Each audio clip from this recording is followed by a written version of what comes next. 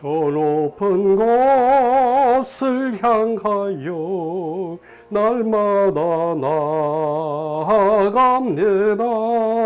내 뜻과 정성 모아서 날마다 기도합니다. 내 주여 내만 붙드사 그곳에 있게 하소서. 그곳은 빛과 사랑이 언제나 넘치옵니다.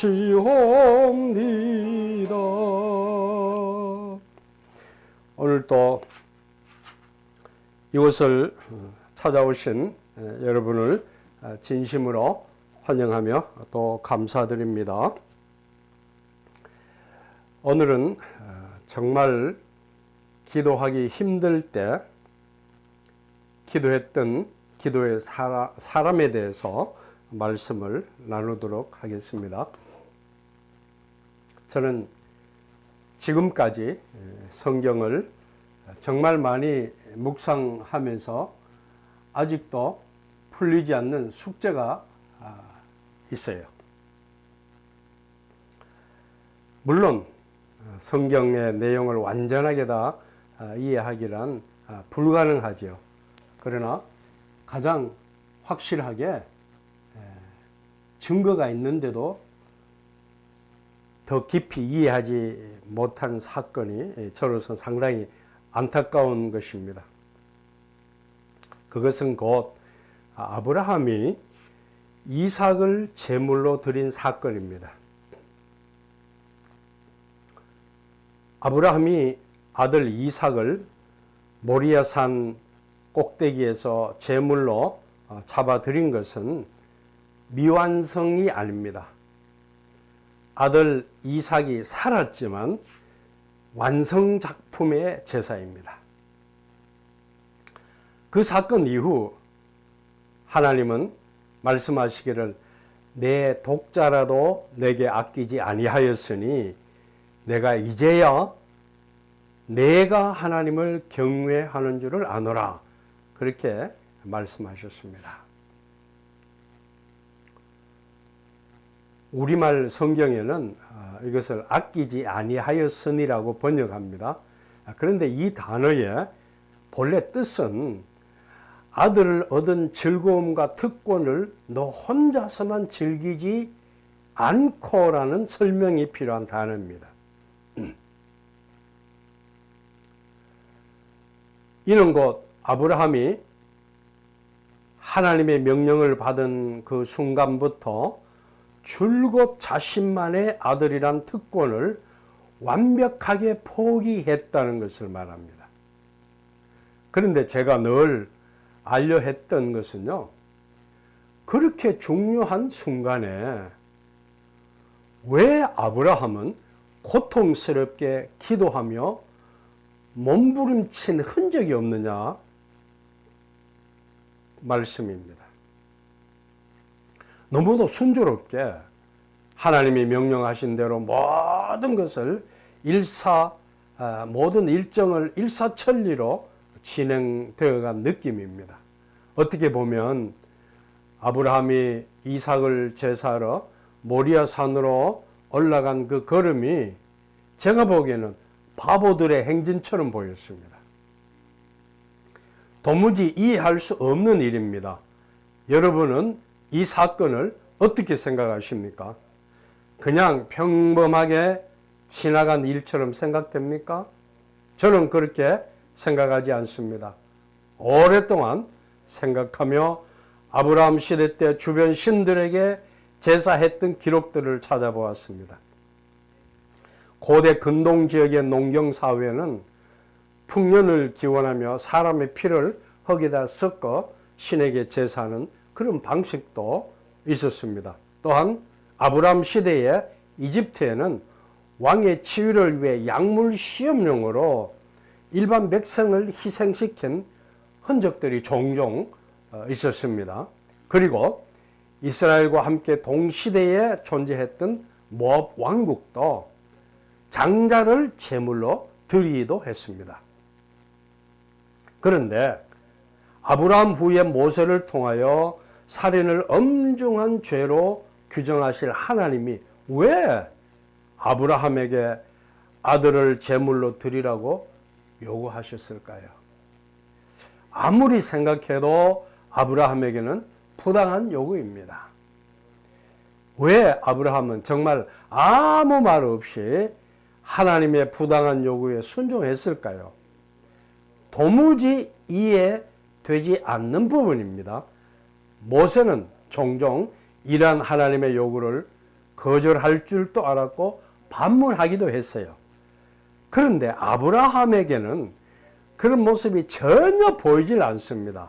저는 모리아 산으로 제사를 간 아브라함의 여정을 기도의 여정이라고 생각해 보았습니다.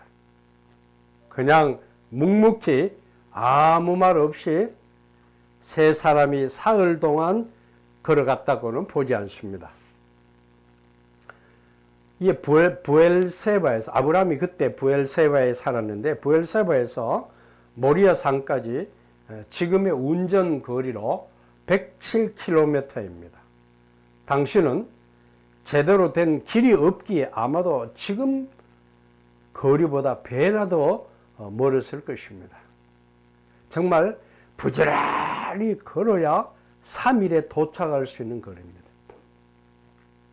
그런데 그렇게 힘겨운 순간에 아무 생각 없이 걸어갔겠습니까? 성경은 세 사람의 일정을 자세히 설명하지는 않습니다.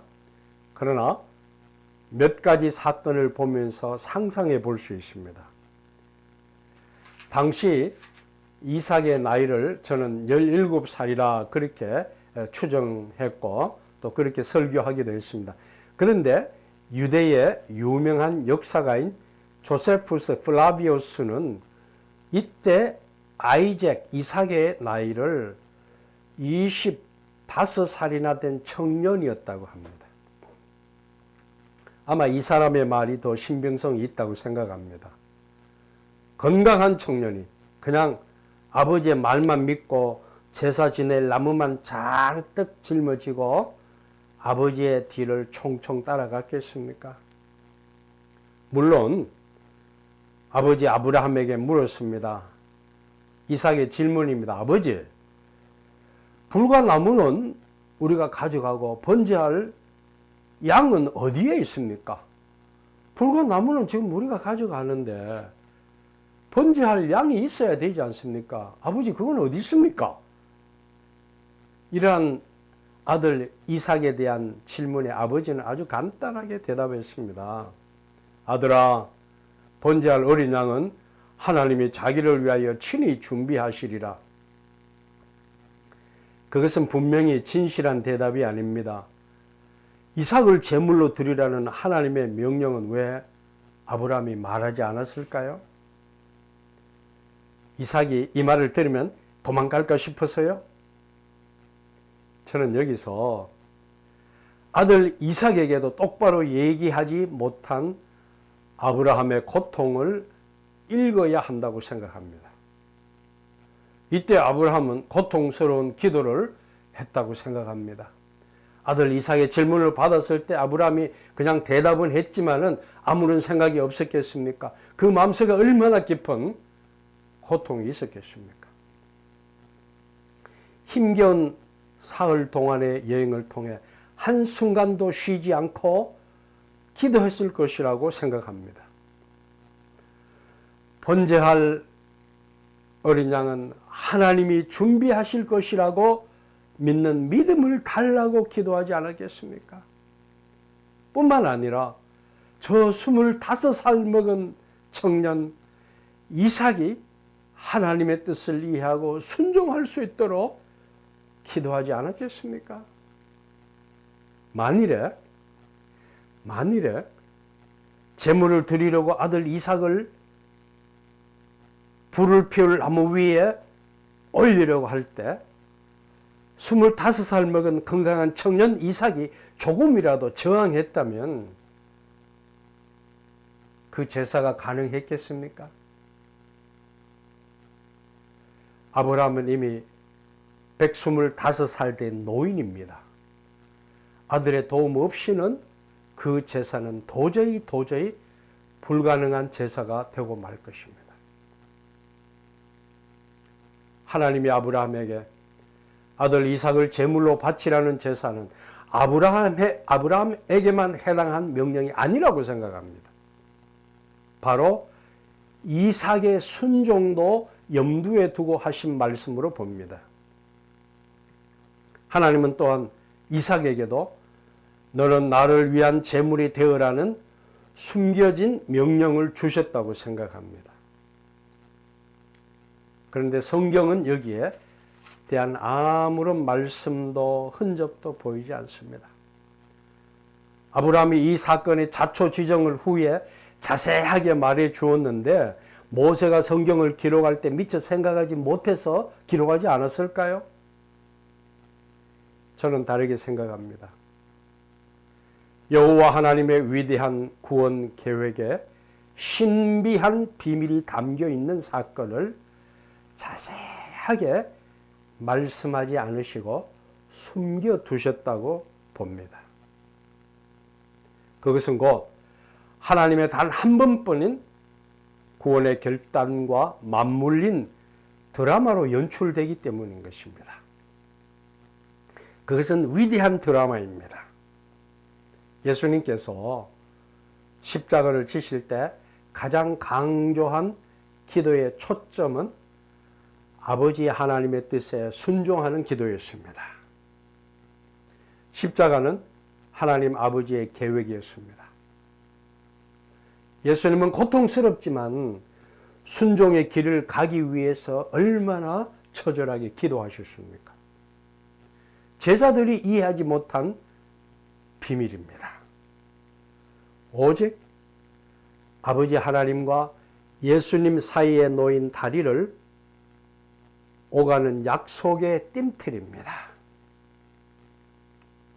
아버지 하나님의 그 위대한 계획을 순종하기 위해 기도하신 예수님, 또 그 몸부림치는 독생자들 예수 그리스도의 고통을 보고 계신 아버지의 모습입니다.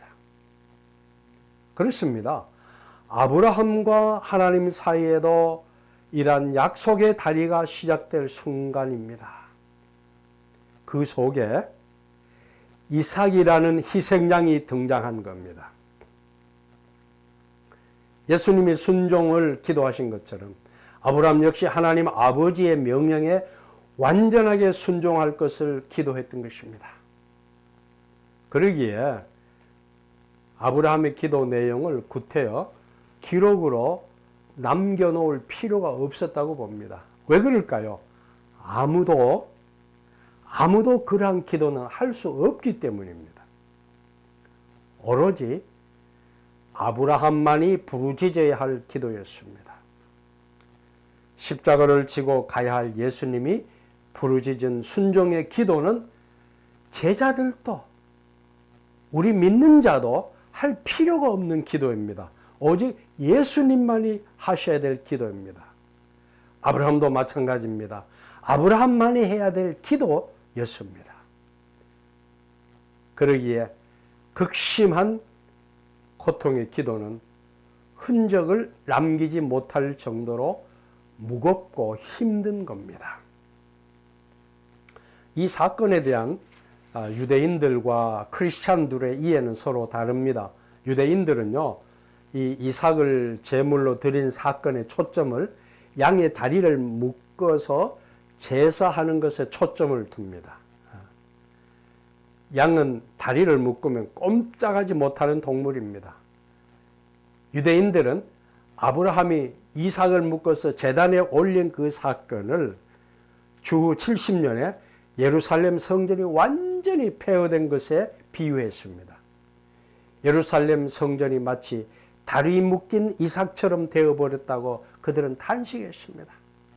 더 이상 성전에 제사하지 못하는 그들의 고통을 표현한 것입니다. 그런데 초대교회 크리스찬들은요, 이삭을 제물로 드린 그 사건을 고난당한 그리스도의 원형으로 해석합니다.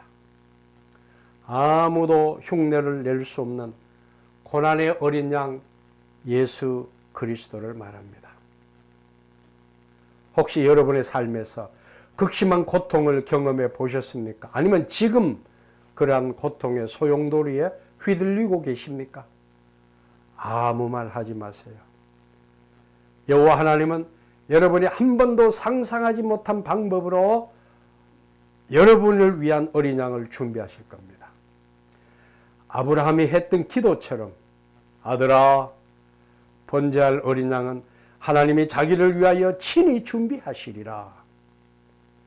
하나님이 준비하신 문제 해결의 방법에는 흠이 없고 후유증이 없는 완벽한 해결 방법입니다. 그때 아브라함과 이삭은 그 제단의 모든 과정을 마치고 하나님의 응답을 받고 하나님이 준비하신 어린 양으로 제사 드린 후에 기뻐하며 뛰면서 모리아 산을 달려 내려왔을 겁니다. 할렐루야를 외치지 않았겠습니까? 후에 바울 사도는 이러한 위대한 희생을 소리 지르며 노래했습니다. 그리고 끊임없이 예수 믿는 여러분에게 반문합니다. 자기 아들을 아끼지 아니하시고 우리 모든 사람을 위하여 내어 주시니가 어찌 그 아들과 함께 모든 것을 우리에게 은사로 주지 아니하시겠느냐? 은사로 주지 아니하시겠느냐? 묶인 어린 양, 우리를 위해 희생당한 어린 양, 하나님께 묶인 삶을 추구할 때 우리의 모든 여정은 준비된 어린 양과 함께 춤을 추며 걸어갈 것입니다. 할렐루야. 그래서 이삭이 묶인 그것을 말해서 아케다라고 말하는데 그것은 바로 바인딩 오브 아이작, 이삭이 묶인 것, 오늘 우리의 삶 속에서 이렇게 묶인 것 같지만은 하나님이 풀어주시고 하나님이 준비하신 어린 양으로 우리는 즐겁게 찬양하며 제사할 것입니다. 하나님 아버지 감사합니다. 오늘 우리의 삶 속에 숨는 고통과 어려움이 있지만 그러나 우리는 늘 아브라함처럼 묵묵히 하나님께 기도하며 우리의 기도가 다른 사람에게 알려지지 않더라도 전달되지 않더라도 믿음으로 기도하며 그 길을 찾아가게 하옵소서. 그때 하나님께서 우리를 위하여 그 어린 양을 준비하시고 어린 양 예수 그리스도께서 우리의 모든 사정을 아시고 해결해 주실 것을 믿는 믿음으로 살아가게 하옵소서. 예수 그리스도의 이름으로 기도합니다. 아멘. 다음 또 다른 주제로 여러분들을 찾아뵙겠습니다. 평안하시기 바랍니다.